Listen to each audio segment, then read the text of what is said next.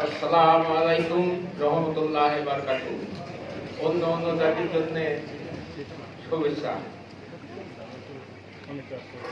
আমার ছেলে শহীদ হয়ে গেল 16 জুলাই। দেখতে দেখতে 1 বছর ঘুরিয়ে এলো পড়ায়। আমার ছেলের সাথে আরো যারা শহীদ হয়েছে তাছাড়াও ওই রকমের সময় গেছে। এখন কোন ছেলেরে কোন আইনের আওতায় আনা হয়নি এখন পর্যন্ত। আমি দাবি জানাই সরকারের কাছে এটা যেন আইনের আওতায় আনে কঠিনভাবে তাদের বিচার করা হয়। আমার ছেলেটা আমার সংসারের মধ্যে একটা প্রদীপ ছিল।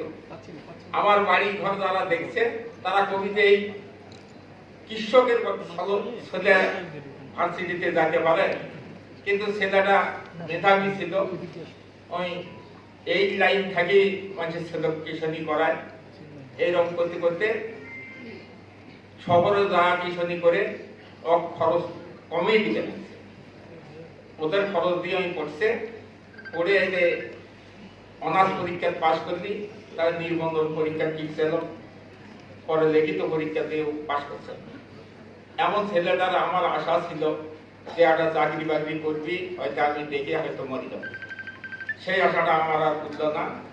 ছেলে দুনিয়ার থেকে বিদায় হয়ে গেল। সকলে দোয়া করবেন ছেলে যেন জান্নাতবাসী হয়।